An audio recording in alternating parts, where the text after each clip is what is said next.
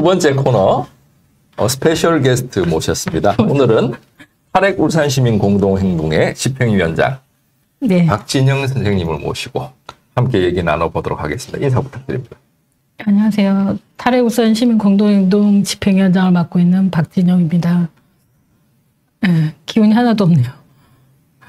일하다가 오셨죠? 네. 오늘 아침에도 어딘가 제가 통화했을 때 네. 월성 원전 아니요, 거기는 아니고요. 오늘은 거기 안 갔고 9월 달부터는 이제 매달 이제 이렇게 당번이 안정해졌을 때 매주 갔었는데요. 네.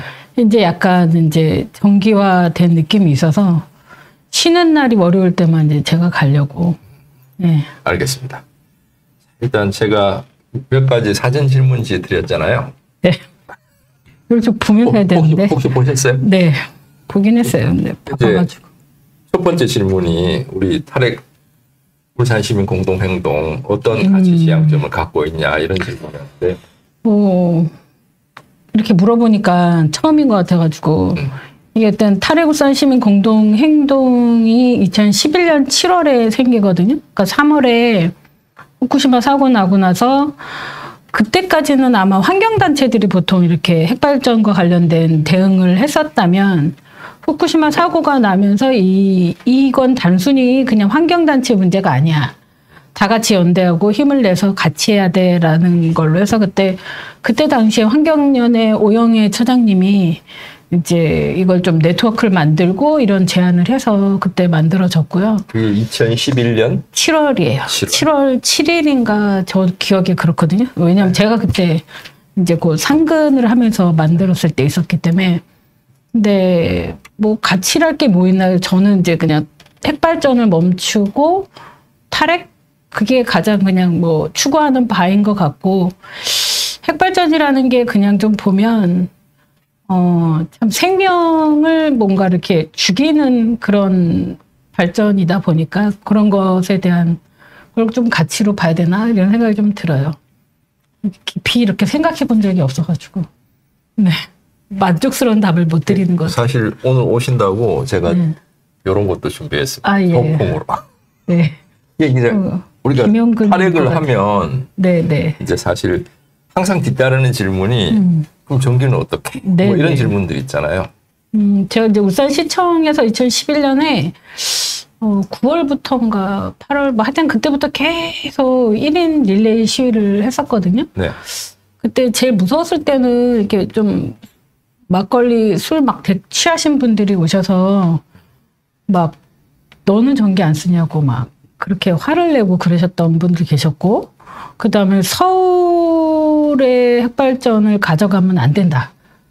정부가 위험해지면 안 된다. 이런 또 나라를 굉장히 아끼시고 사랑하시는 분이 계셔가지고. 아, 그래요? 네. 그러니까 핵발전이 여기 사고가 나면 우리가 위험한 건 괜찮은데. 우리가 위험한 건 괜찮은데 정부가 무너지면 안 된다. 이렇게 얘기하시는 그렇게 애국자분들이 많으세요, 울산에. 그래가지고 그랬었죠. 그래서 참 보면서 되게 여러 가지 생각들이 좀 들게 되고 그다음에 뭔 얘기하다 질문이 뭐였죠?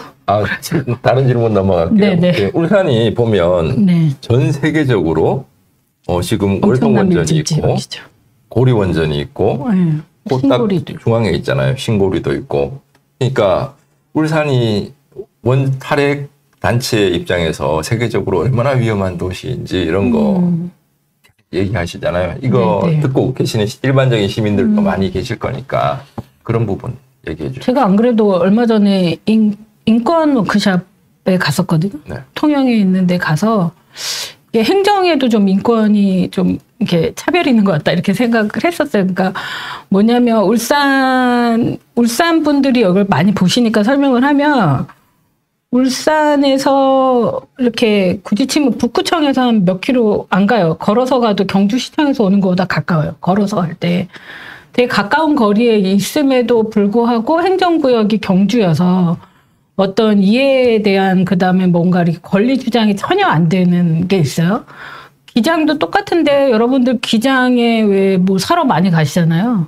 생각보다 되게 가까운데 부산 시민들 입장에서는 기장이 굉장히 멀어요. 그쵸. 그런데 먼데도 불구하고 또 거기도 이제 행정구역으로는 부산인 거예요. 그래서 언론 보도도 뭐 고리에 뭐 무슨 문제가 있어서 울산에서 보도를 뭐 기자회견을 하면 잘 안 나와요. 그러니까 어떻게 하냐면 차를 운전해서 고리 본부 앞에 가서 해야만 그나마 나오는 거예요. 그러니 그런 좀 근데 그게 참 한선에 좀 뭐라 그러나 좀 정책인가 그런 생각이 드는 게 이게 이렇게 제가 이렇게 선을 긋으면 이게 행정구역이라고 생각하면 바로 여기 옆에다 이렇게 탁탁 갖다 놓는 느낌이 있어요. 그러니까 우리가 왜 불이 나면 연기가 보이지 않는 선을 안 넘어가는 게 아닌데 방사능도 그렇겠죠. 그런데 그럼에도 불구하고 울산 사람들은 얘기를 할 수가 없는 게 너무 많아요. 그래서 2020년에 그 경주 월성에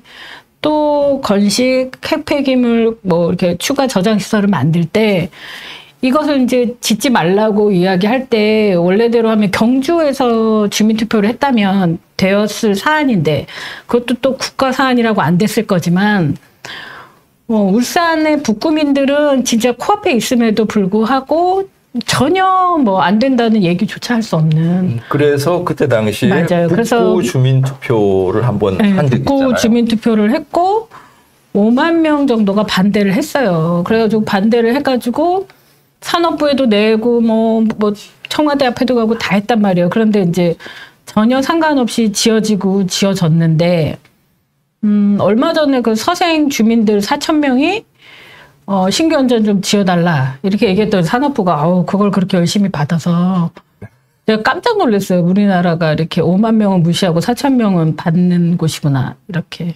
그러니까 네. 제가 보기에 이제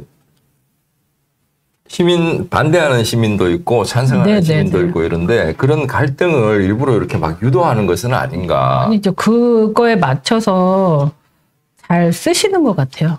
그러니까 잘 활용하는 것 같아요. 조금 전에 왜 그 최덕종 리포터님 나오셔가지고 네네. 우주군은 돈이 많다.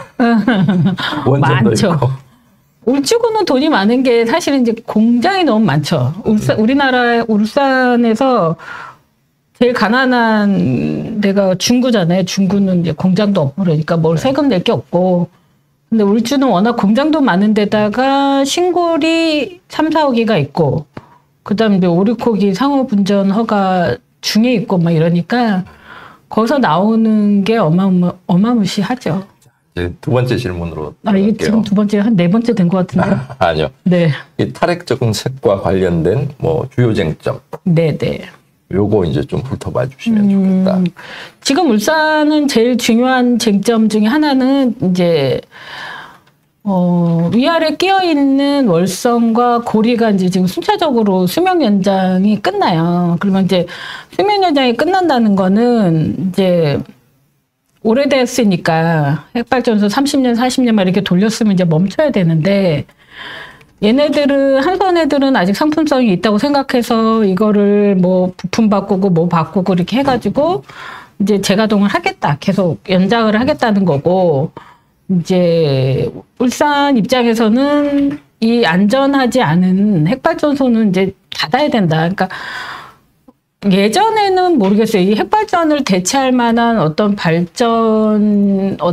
종류가 없었다고 치면 지금은 그렇지 않거든요. 그리고 심지어 지금 광주 같은 데나 이런 데가 재생에너지 양이 늘어나는데 핵발전소는 그대로 있고 이러니까 이게 뭐라 그러냐 물리는 거죠. 전기가. 그래서 광주는 지금 개통을 열어주지 않겠다. 이렇게 해가지고 지금 하면서 재생에너지 쪽 사업자들이 지금 난리가 났어요.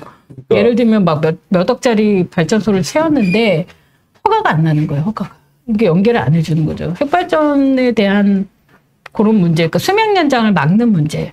근데 저희가 지금 내놓는 어떤 방향은 뭐냐면 핵발전소가 그래 뭐 노후한데 그걸 뭐 안전하게 해서 뭐 고친다 합시다. 그래갖고 수명 연장을 한다 하면 반경 30km 안에 있는 주민들이 도망갈 수 있는 걸 내놔라. 재난에 대해서 뭔가 확실한 걸 해놔라라고 하는데 저희가 얼마 전에도 뭐 기자회견을 했어요. 그게 뭐였냐면 핵발전소가 사고가 났을 때 대피할 수 있는 시설이 울산에는 없습니다. 그게 울산시 답변이에요. 전무한 실정입니다라고 답변을 하셨어요. 그런데 아파트 지하 9호소 같은, 그러니까 사람들이 이제 단순하게 생각하시는 건 아파트 지하에서 0.9평 정도에서 있는 거예요. 그러면 그게 뭐냐면 이렇게 약간 쪼그리고 앉아 있으면 되거든요. 그럼 거기서 일주일을 어떻게 계실 거며, 거기에 물과 음료는 어떻게 했으며, 그 다음에 거기 있는 사람들이 모두 착하지 않을 거잖아요. 누가 자고 있을 때 건드리는 사람도 있을 거고, 그런 것에 대한 것들이 아무것도 없는 상황에서 100만이 넘는 사람을 이 핵발전소가 오래됐지만 괜찮다고 얘기하는 이 방식에 대해서는 조금 더 얘기를 해봐야 되는 거 아니냐. 그 다음에 그 정도까지 가능하면 해보라는 거예요. 저희는 110만이 나갈 수 다 정말 이렇게 한 달 이상 안전하게 대피할 곳이 있다면 해볼 수 있으면 해봐라. 그다음에 또 하나는 지진 문제. 그다음 고준위 문제가 되게 심각한데 이 거의 10만 년씩 보관해야 되는 폐기물이에요. 이게 저는 딸이 있지만 제 딸 그 후손들이 살아가는 세상에 우리가 쓰는 이 간단한 전기 때문에 그런 엄청난 쓰레기를 남겨주는 게 과연 맞냐. 근데 예전에는 답이 없었다 치지만 지금은 답이 있잖아요. 뭐 아까 보여주신 풍력도 있고 뭐 여러 가지를 할 수 있어요. 그런데 우리가 말하는 선진국, 뭐 독일이든 어디든 지금 잘 나가는 나라들은 이 핵발전을 다 멈추잖아요. 내년에 대만도 멈추거든요. 멈춘다는 건 대안이 있다는 얘기를 지금 증명하고 있는 거예요. 그런데도 불구하고 몇만 명의 종사자들을 위한 앞잡이처럼 윤석열 대통령이 하는 문제에 대해서 심각하게 보고 있고, 그 다음에 또 하나는 신규원전.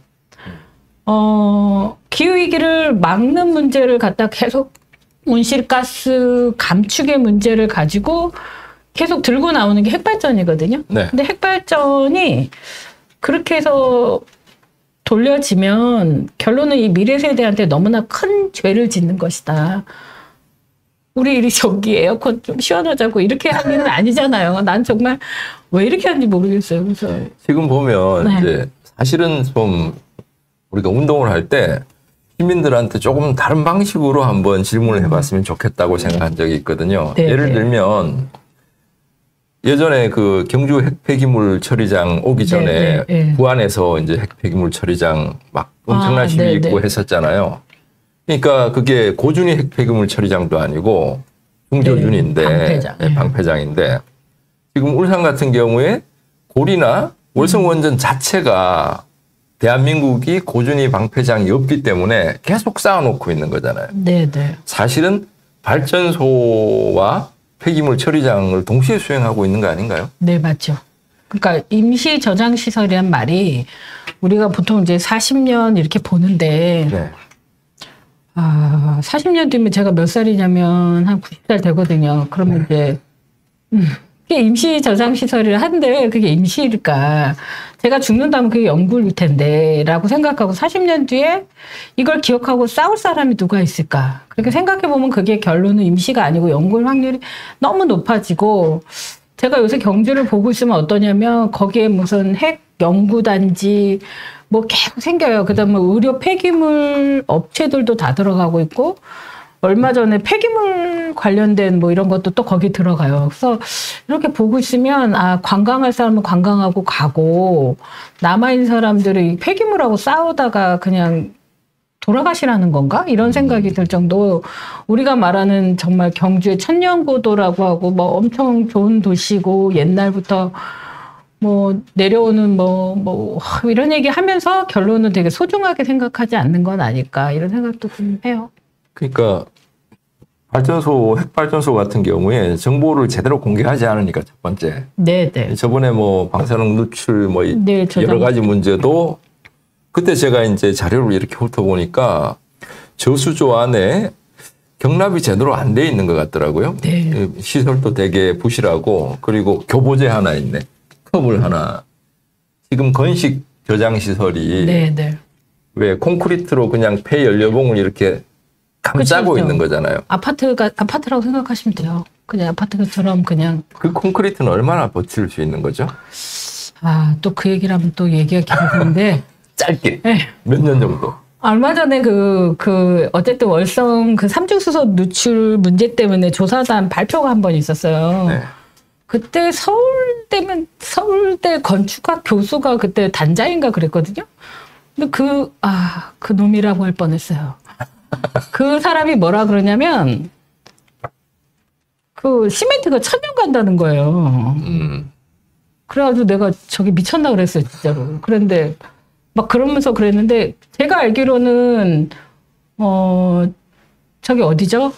그 체르노빌. 네. 체르노빌이 시멘트가 다 그렇게 돼서 다시 또 덮었단 말이에요. 그쵸. 그게 네. 얼마 안 됐잖아요. 몇십 네, 년밖에 안 됐잖아요. 네. 그 다음에 그게 안 돼갖고 여기 위에다가 고강철로 지금 돔을 쌓고 막 그렇게 하잖아요.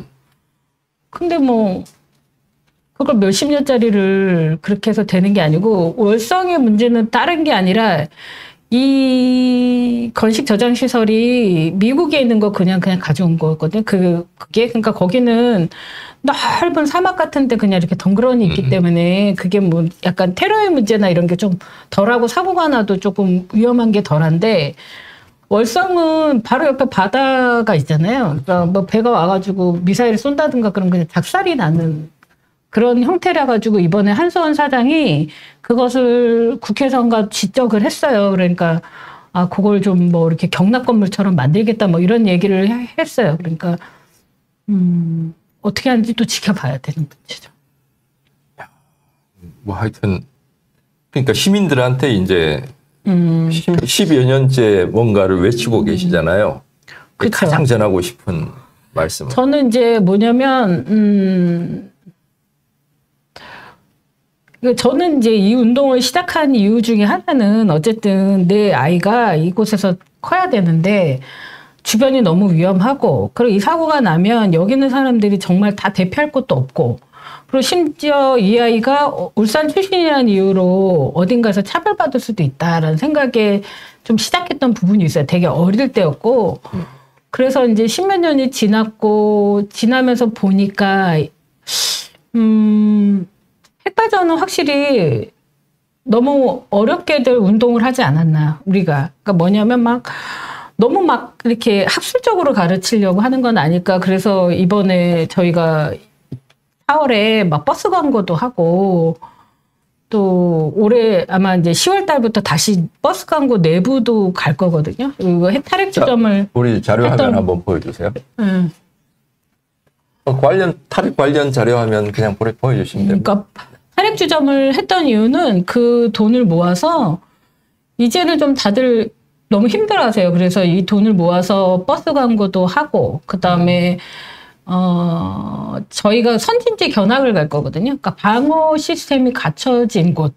그러니까 북한이랑 가까워서 방어 시스템이 갖춰진 방사능 뭐 이렇게 대피 시설로 인정이 되고 있는 그곳에 가서 영상을 다 찍어서 그다음에 울산에서 울산시가 이런 대피하면 됩니다라고 하는 지역이 있어요. 구군별로.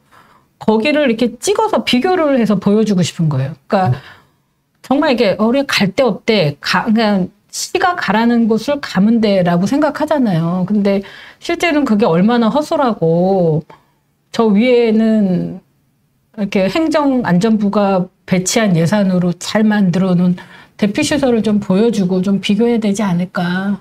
자료 화면 방금 거 한 번 더 보여주세요.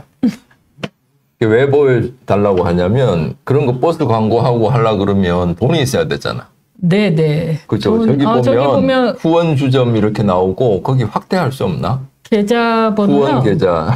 네. 확대는 안 되나요? 불러드릴까요? 불러주세요. 207-0189 경남은행 6206입니다.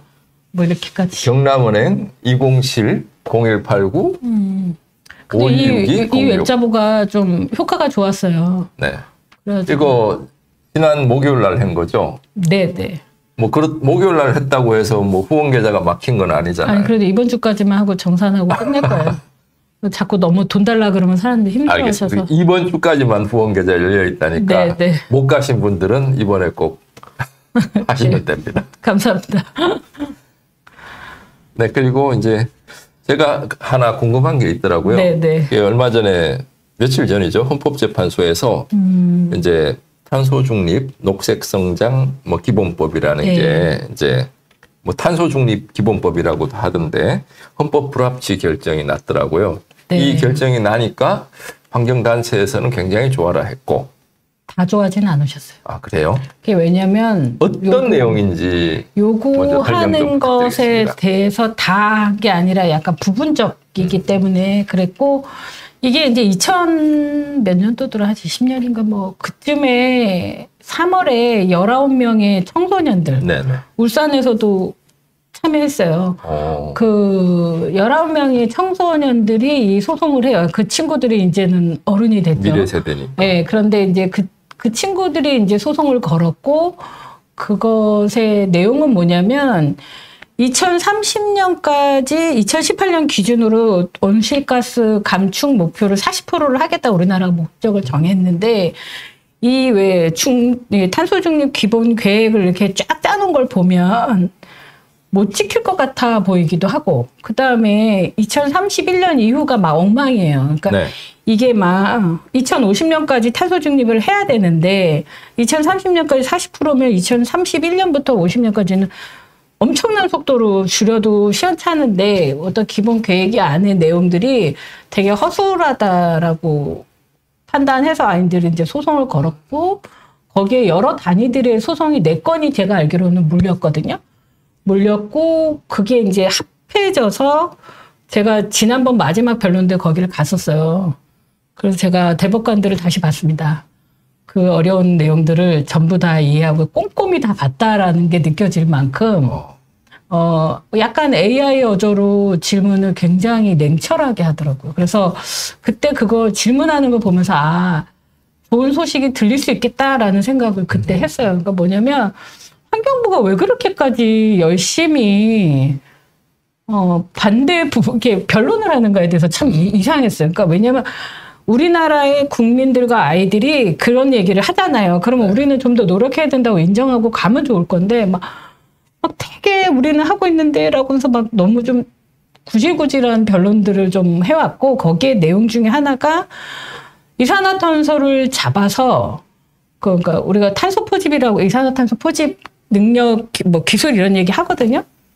그러니까 우리가 숨 쉬는 데서 나오는 이산화탄소를 모아서 그걸로 다른 걸로 바꿔서 뭐 이런 작업을 하겠다라고 얘기했어요. 근데 그 대법관이 뭐라고 했냐면, 실패하면요? 이렇게 물어봤어요. 2030년에 그럼 실패하면요? 라고 하니까 그럼 다른 걸 하면 되죠. 이렇게 얘기했어요. 그래서 내가 그런 걸 보면서, 아, 이렇게 정부라고 뭐가 되게 정리가 잘 되고 이런 게 아닌 거구나 이렇게 생각을 했고, 여기서 이제 내용은 뭐냐면 어쨌든 미래 세대가 요구하는 것을 헌법재판소가 인정해 준 거죠. 그리고 좀 우려되는 건 뭐냐면, 이걸 이제 그래서 이거에 맞춰서 정부가 계획서를 내야 돼요. 내야 되는데 내가 알기로 2026년인가 하여튼 뭐 몇 년도까지 이걸 내야 되거든요. 그래서 그 계획을 다시 제대로 짜야 되는데, 지금 우리나라가 온실가스 감축을 하는데 제일 앞장서려고 하는 그 정부의 방법이 핵발전이에요, 핵발전. 그래서 제11차 전기본의 내용에 다 들어가는 게 우리나라에 있는 모든 핵발전소 수명 연장을 다 하겠다. 신규 원전을 3개 짓고 SMR 하나 짓고 그런 얘기를 하는 거거든요. 그래서 이걸 가지고 막 발판 삼아서 뭘 해보려고 하는 건 아닐까, 이런 걱정이 좀 사실은 좀 탈핵 입장에서는 좀 있고요. 그래도 그렇게까지는 안 하겠지라고 생각은 좀 하는 부분이 있어요. 윤석열 네. 정부라면 하고도 충분히 남고, 문제는 네. 산업적인 측면에서도. 그러니까 산업적인 측면이 좀 심각한 거는, 제가 사실은 국회에 있을 때 어떤 분이 그런 얘기 하셨다니까요.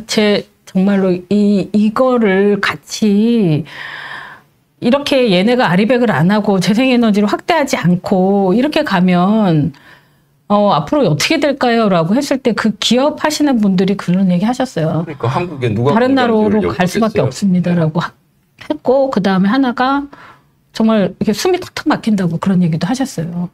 그렇게 했죠. 그래서 그게 제가 이제 그 태양광 어쨌든 협동조합도 하는데, 이 사람들을 만나보면, 특히 이제 뭐 관을 만나보면 이게 정부 눈치를 엄청나게 보는 거예요. 그래서 이게 뭐 발암물질도 많이 나오고 막 이런 얘기 계속해요. 그래서 정말 그게 언제적 얘기냐고 막 혼을 내요. 저도 모르게. 그런데 그럼에도 불구하고 이 눈치를 보면서 뭔가 이렇게 허가를 해주는 복잡함이 있거든요. 이 규제가 많아서.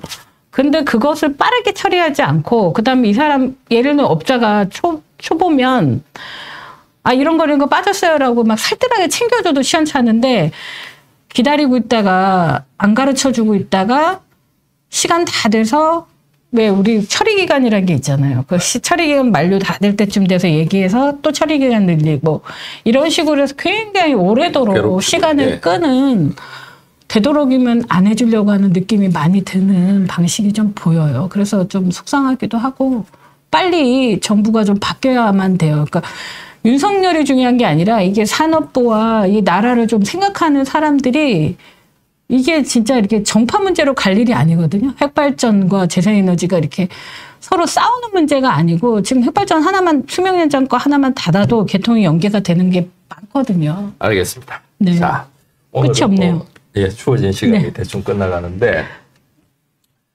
마지막으로 혹시 하시고 싶은 말씀이 드세요?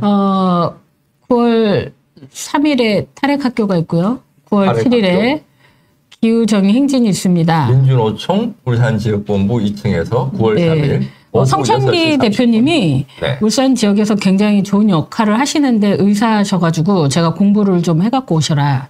그래서 이제 환경영향 보고 관련한 거를 가지고 이번에 분석해서 가지고 오실 거고 첫 데뷔 강자입니다. 울산 시민이면서 의사시고 네, 반핵 의사회시기도 하셔서 이번에 이런 건강 조사 보고 가지고만 이렇게 실제 보고서만 가지고 한번 쭉 따져보는 거 하고요. 그다음에 울산에서 이제 동구 그다음 동천체육관에서 버스가 출발합니다. 애매해가지고 한 명을 자르나 마나 이런 얘기하길래 차라리 40명을 더 채워서 세대로 가자 뭐 이런 얘기 하고 있거든요. 다 같이 기후정의의 시작은 탈핵부터라고 하면서 같이 가셨으면 좋겠습니다. 감사합니다. 고맙습니다. 힘내세요. 네. 네. 고맙습니다.